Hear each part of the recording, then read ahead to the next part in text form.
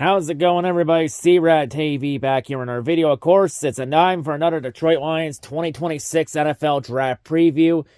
So in the last draft preview, we took a look at some of the top day one defensive backs for round one of the 2026 NFL Draft class. And in this video, we're going to be getting the day two portions of the draft previews and take a look at the top day two offensive lineman prospects for rounds 2 and 3 of the 2026 NFL Draft.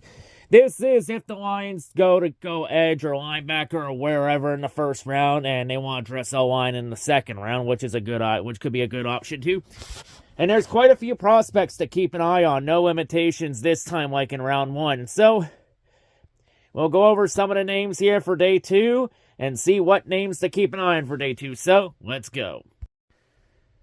So, starting off with offensive tackles, the first one we're going to go over here, hailing out of Georgia, standing 6'7", weighing 315 pounds, we got Monroe Freeling. So, for Monroe's strengths, low frame tackle, has the length to mirror edge rushers when he makes initial contact, flashes the ability to jump on speed rushes, rides them past the pocket. Texas matchup in 2025 was his best tape against elite competition, with flashes of controlling quality edge talent when his technique is true if you want to watch some tape there. Frame carries good size for position, apparent room for continued physical development without loss of movement. He can generate clearance at point of attack when properly positioned. Widening defenders, can create running lanes, has enough foot speed to work across the formation, can reach the second level in space. Late season surge against Alabama and Ole Miss, it showcases an improvement and inspired higher draft trajectory if you want to see some more tape there. Becoming better with timing, can dominate if hands and feet sync properly. At premium position, any tackle showing high ceiling traits warrants a long look. In terms of weaknesses, though, his hand placement inconsistency, it will frustrate fundamentally minded offensive line coaches. Frequently fails to have his hands up and in position initially. Lineman can easily bat away late arriving punches. Defenders win first chest contact before he can extend to utilize his length. Upright stance, it creates leverage disadvantages, which allows rushers to dip and duck. When he tires, mistimed punches can get him bullied because he gets caught leaning or lunging to recover. 2024 Sugar Bowl disaster exposed how quickly technique breaks down under pressure, resulting in 2 strip sacks, including critical turnovers before halftime. If you want to see some more tape. Small sample size, the quality play raises questions about consistency and readiness. Movement skills are only adequate. Agility tests will be critical. Doesn't show an elite or explosive first step. Inconsistent hip rotation, changing direction, and limited starting experience. In terms of NFL comparisons, he's been compared to Walker Little of the Jacksonville Jaguars. Overall, a lot of things to like out of his game, but, a few things got to get consistent, a few more things, though. But, yeah, maybe someone definitely to take a closer look at for sure. So the next player we're going to go over here, hailing out of Clemson, standing 6'6", weighing 314 pounds, we got Blake Miller. So for Blake's strengths, he's light on his feet with great lateral movement skills. Allows him to quickly transition between downfield athlete that scurries to second level with great urgency. Good punch strength that hits with a solid stiffness that's hard to get around. Use his 35-inch arms to his advantage, able to control pass rushers without trouble. Wrestling background shows when he has optimal leverage, takes opportunities to throw guys to the ground like his high school days. To some, the best ability is availability, and he rarely got hurt in his college career. In terms of weaknesses, though, he had a bit of a howler against Louisville where he could not effectively maintain balance if you want to see some tape. Needs to develop an anchor, general core strength if he wants to find a full-time starting position anywhere in this league.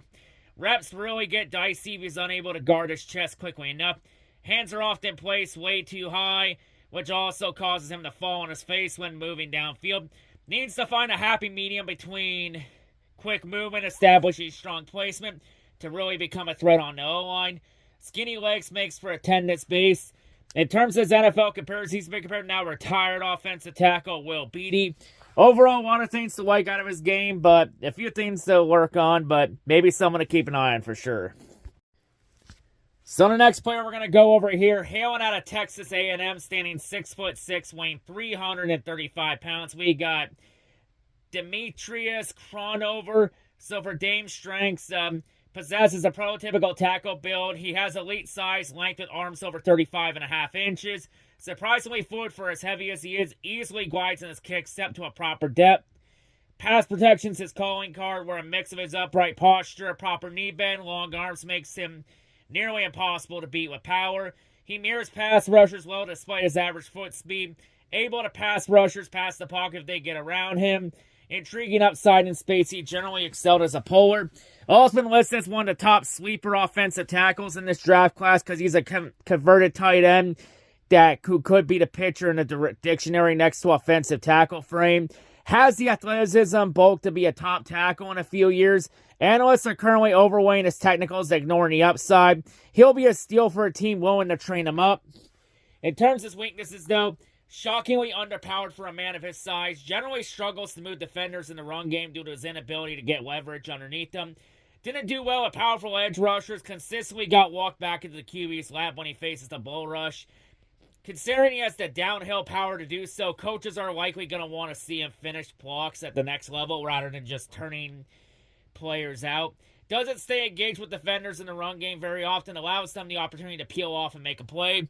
In terms of his NFL comparison, he's been compared to retired offensive tackle Justin Britt. Overall, a lot of things to like out of his game, a few things to clean up, but I think definitely could be a steal, and there's a lot of upside with him. Maybe someone to possibly look at.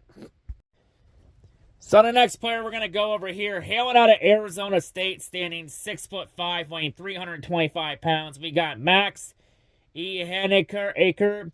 That last name is a bit of a tongue twister. But anyway, to Max's strengths, great movement, lateral agility, able to work particularly effectively against the bend, which signals an NFL-ready blocking style. Very smooth as well, really impressive recovery, able to get back into play, limit sacks, really strong upper body, muscly arms, impactful punch. He can throw dudes to the ground if need be. Super quick feet, extends his blocking range with impressive movement. Well-balanced, stays upright consistently. One of the few tackles to stonewall David Bailey and Romelio Hyde in the regular season, allowing zero pressures against the touted Texas Tech D-line, if you want to watch the tape there. In terms of his weaknesses, though, adjustments to his stance could be necessary. He has some waist bending that will limit his ability to get leverage. Hand placement's a bit wide, limits the amount of push he gets. Needs to catch guys more in the chest. Will have to develop better counters and spin moves at the next level. Gets a decent amount of holding calls thanks to being very grabby when he starts losing the rep. Could use some improved field awareness. He often looks lost when his assignment doesn't immediately engage with him. Sometimes allows pressures just by heading to the wrong area of the field. In terms of his NFL comparison, he's been compared to Darnell Wright of the Chicago Bears. Now, overall, there are a lot of things to like out of Max's game, a lot of things to clean up and to get more disciplined at, but, you know, maybe someone to keep an eye on if you're willing to make a work in progress. So the next player we're going to go over here, hailing out of Northwestern, standing 6'7", weighing 325 pounds. We got Caleb Tiernan. So for Caleb, he's the prototype off technical skilled offensive tackles because he turned 23 in January. One of the most polished prospects in the class on and off the field. Hand placement, lateral movement, counter-adjusting game. It makes him a technical ace. In terms of his strengths, good slide, punch across the board. Shows true technical prowess for a college player with limited penalties over the course of the year. Moves pretty well, solid agility and flexibility. Quality thumping punch can stonewall opposing D-linemen and keep holes open for his runners. Had some very impressive reps against Oregon pass rushers. Proved he can stand up to high-level talent, including stonewalling Mateo Ukiagalea. Yeah, that last name's a bit of a tongue twister, too, if you'll bite. Point is, there's some tape there if you want to watch. Anyway, back on topic. Anchor strong, stout, shows no issues losing ground against power. Picks up new blitzers well, handles his assignments without being fooled by delays or hidden rushers. In terms of his weaknesses, though, he has a difficult body to protect for any offensive line position. The 6'7" height reads his tackle, but having shorter arms, which are measured under 33 inches, it makes him more fit for a guard spot. Like, height makes him lose the leverage battle more than any other player. Doesn't have the insurance policy of controlling him via length. Athleticism's fine, but not a plus trait. He showed some slight issues against speedier edge rushers that could result in him being taken for a ride by outside linebackers in the NFL. Footwork's technically good, but he could stand to pick his feet up a little faster to make holes instead of keeping them open. He's also been listed as a player that could disappoint in this draft class for offensive tackles because while his issue isn't play style, it's more his build. Like, very tall, which causes some lapse in hand placement. But of course, the sub 33-inch arms, which means that defensive ends can reliably get into his chest, and are able to long arm him. He might struggle against consistently will belt edge rushers in this league. In terms of his NFL comparison, he's been compared to Wyatt Millam and the Jacksonville Jaguars. Overall, a lot of things to like out of his game, but honestly, the main negatives are just minor nitpicks with his size and all that. I mean, some of those limitations don't really matter if you have the talent to back it up. Like, talent can play out in any asset. But honestly, I think the positives outweigh the negatives more. Like, it is kind of boom or bust, but I think it's honestly leaning more toward boom than bust. I think someone definitely to keep an eye on, despite any boom or bust ratings. So the next player we're going to look at here, hailing out of Oregon, standing 6'5", weighing 321 pounds. We got Isaiah World. So for Isaiah's strength, possesses strong, heavy hands that when he lands a punch, he knocks players off balance. Overall frame's good. Room to potentially add weight. Prior experience at right tackle should allow him to provide value as a swing tackle early on. When he does properly engage with defenders as a run blocker, he keeps his feet moving, easily drives them off the line. Lateral quickness is good. World being able to reach landmarks on defenders consistently. Upper body strength's adequate, combines with above average length, allows him to keep rushers out of his chest. In terms of weaknesses, though, despite being an explosive mover with solid athletic ability, he's clunky, uncoordinated in his pass set, struggles to turn his hips out, sink his strike with his lower body, makes it vulnerable to outside moves, has a tendency to lunge when he blocks in space, completely whiffing on linebackers. Punch timing varies widely, typically being late, which results in him missing blocks. Bends at the hip more often than he does at the knees, which puts him in positions where he's off balance. In terms of his NFL comparison, he's been compared to Blake Fisher, the Houston Texans. Overall, a lot of things to like out of Isaiah's game. A few things to clean up, but I think definitely someone to keep an eye on. And the final offensive tackle we're going to look at in this video before we move on to guards, we have hailing out of Penn State, standing 6'5", weighing 305 pounds. We got Drew Shelton. So for Drew's strengths, his game's defined by elite lower half flexibility, specifically his ability to sink his hips, maintain a flat back in his pass sets. Unlike many development tackles who waist bend, his hoops background shows in his foot speed and fluid lateral movement, possesses the basketball feet, the mere twitchy rushers, the arm length to keep them at bay. Highly intelligent, showcases a high football IQ by sniffing out stunts, delayed blitzes before they can develop. Frame is prototypical for the position. His reputation as a mature locker room leader makes him an ideal project for NFL offensive line coaches. In terms of his weaknesses, though, glaring concerns a lack of functional displacement power, nasty at the point of attack, frequently stalemated in the run game, lacks the leg drive to move defenders off the spot, lack of play strength leads to frequent chest exposure. He can often wait for the defenders to initiate contact rather than striking with a proactive violent punch. Can be easily manipulated by inside counters once a rusher threatens his edge. His anchor is currently too soft to handle NFL-level bull rushes. Struggled significantly with an upper body injury that has required surgery in early 2024, which may have hindered his strength development. In terms of his NFL comparison, he's been compared to Abraham Lucas of the Seattle Seahawks. Overall, a lot of things to like out of his game. It definitely fits the Lions culture because the Lions like locker room leaders. But that injury concern in 2024, how much did that really stagnate his development? That could be a red flag too. But, given Brad Holmes' history of wanting to bring in injury-prone players for the Lions, it would definitely be a gamble taking him for sure. Now moving on to guards. The first one we're going to go over here, hailing out of Oregon, standing 6'4", weighing 323 pounds. We got Emmanuel Pregnon. So for Emmanuel, he's your prototype redirect ability guard because he's a man in every way, pro-ready physical specimen, spent 6 years in college, emerged with strength, and more strength. Easily knocks blitzers off the mark with awareness and power. In terms of his strengths, crazy strong, heavy hands, difficult to get engaged from without counters, keeps his head up at all times, really aware of the field around him, knows when to assist guys on their blocks, never gives up on a play, frequently calls out the blitzers like he's a center, extremely intelligent player, great drive blocker in the run game, able to clear out lanes, put linemen out of positions without much effort. In terms of his weaknesses, though, it starts at a disadvantage with an off-center stance, flexes into a wide wing movement style, limiting his agility and speed when zone blocking. Not an elite athlete at the next level, even if he gets his technique, it's fully refined. Flashes some explosiveness, but lacks the consistency, has a hard time winning in the first step and carrying players around the arc. In terms of his NFL comparison, he's been compared to Zion Johnson of the Los Angeles Chargers. Overall, a lot of things to like on Emmanuel's game. Very strong, has that strength. Definitely, I think, someone to keep an eye on for sure. So the next player we're going to go over here, hailing out of Texas A&M, standing 6'6", weighing 320 pounds. We got Chase Bizontis. So for Chase, he's a prototype foot speed guard. Because he's out to prove guards can fly, he floats off the ball with depth in a pass set. Easily clears the edge as a puller in front of running plays.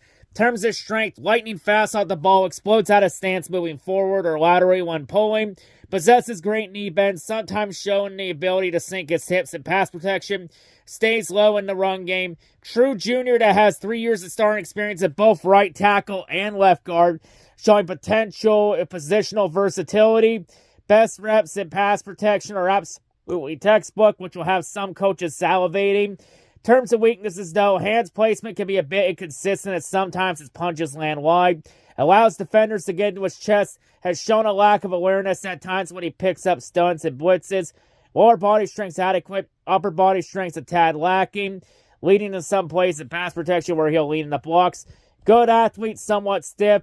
Combined with inconsistent angles when he cuts off linebackers, it can hamper his second-level blocking. In terms of his NFL comparison, he's been compared to Sam Cosmi of the Washington Commanders.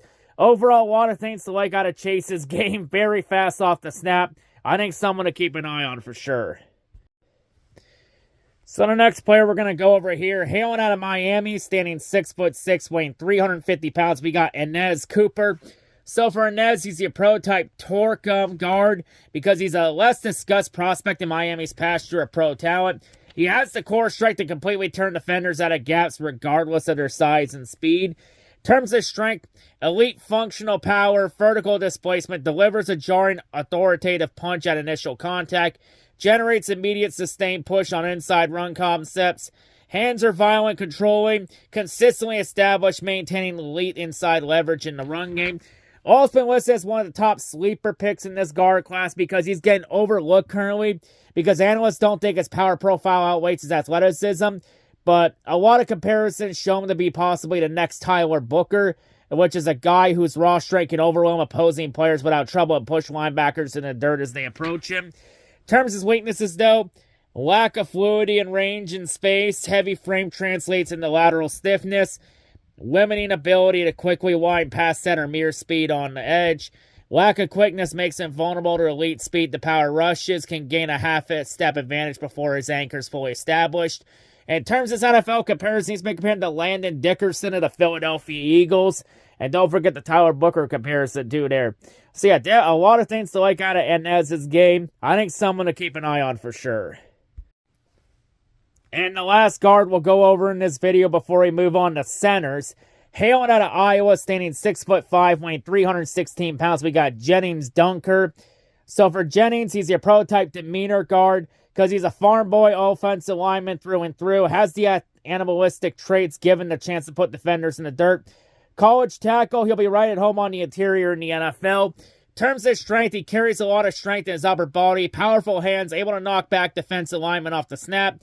Shoots his hands out quickly, establishes open lanes for the power run offense. He turns his legs well, drives defensive linemen back. Has the classic Miss Western farm boy build, muscular and a mauler energy in the run game. In terms of weaknesses, though, unimpressive athlete, doesn't move with agility and struggles to recover when he's beat initially. It works backwards against speed. Some ugly coordination movements where his arms and legs get out of sync and messes up his balance. Moments where he just doesn't build an efficient stance in order to maximize his strength. Also been listed as a player that could disappoint in this draft class because he comes from a program known for being an offensive line factory, but he isn't quite as good as those who came before him. Doesn't always have the speed and foot quickness you want to see in a pulling guard, maybe limited to non-zone schemes. In terms of his NFL comparison, he's been compared to Zach Zinter of the Cleveland Browns. Overall, a lot of things to like out of his game, but a few things that he needs to clean up, though. Definitely looks like an boom or bust player for sure. Now on the centers. The first one we're going to go over here, hailing out of Auburn, standing 6'3", weighing 300 pounds. We got Connor Liu.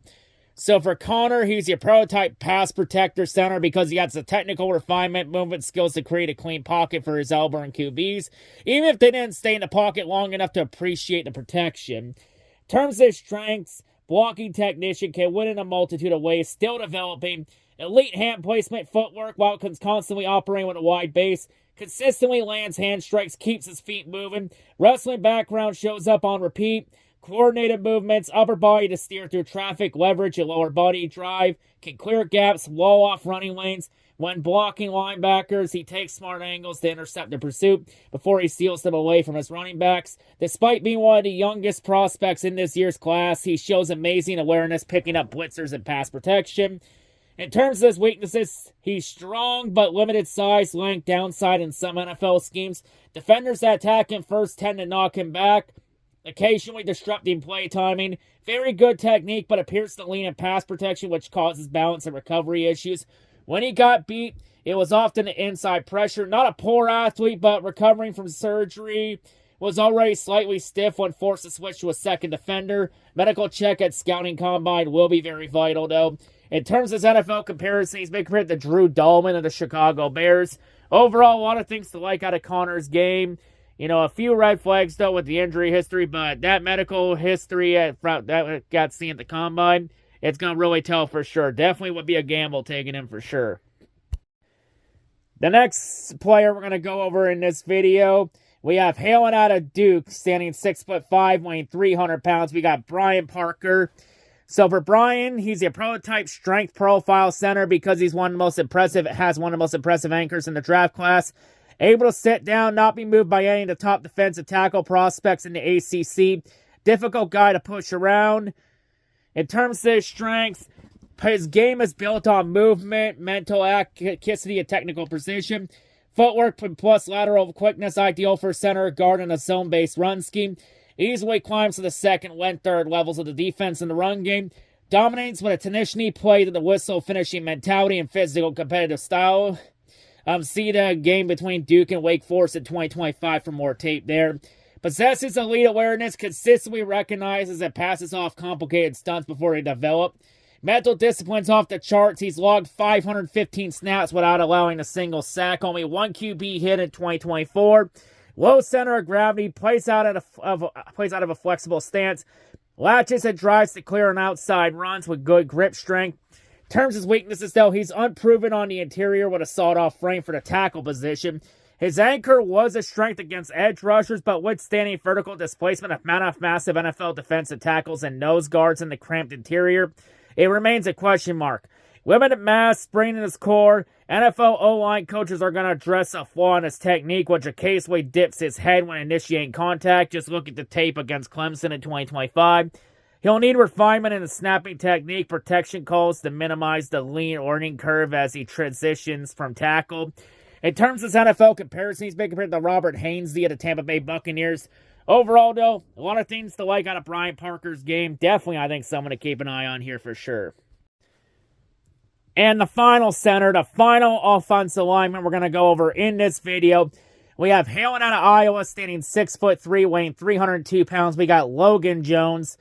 So for Logan, he's a prototype on-the-move center because he's shown up on Bruce Feldman's freaks list on the majority of his college career, and a nod to his incredible agility and speed. If you give him a full head of steam, there's no getting past him. In terms of his strengths, he moves like a tight end, thrives in the open field with once-a-generation athleticism for a center. Extremely explosive, first off the snap, can get to any point on the field as a blocker. He knows and understands D-line technique from his background and training. Packs a stiff punch for immediate impact to gain an advantage. Hand placement's pro quality. Stays aligned in the phone booth to maintain lanes. Can knock large players to the ground with the sudden movements. He makes a quick transition from the snap into engaging the defensive lineman. In terms of his weaknesses, though, he's one of the older prospects. He turns 25 in October in this draft class. Has a hard time getting his hands on his next defender when he advances from the second level. Anchors light for NFL short yardage wars. Inconsistent, keeping a wider base. Loses balance as a result. Undersized for the position, will be vulnerable to being shocked backward by raw power and mass. Can miss blitz reads, has trouble adjusting back to block delayed rushers, limited arm length. In terms of his NFL comparisons, he's bigger now retired center Ryan Khalil. So overall, a lot of things to like out of Logan's game. Does some things right. A few things to clean up and get consistent at, but I think someone definitely to take a look at for sure.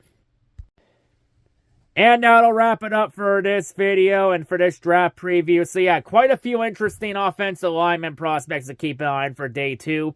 If the Lions don't draft an offensive lineman in the first round, or you never know, they could double dip and take 2 O-linemen with their first 2 picks. I know that wouldn't be the sexy option, but, you know, O-linemen are a very essential pick on the team since, you know, the game is always won and lost in the trenches.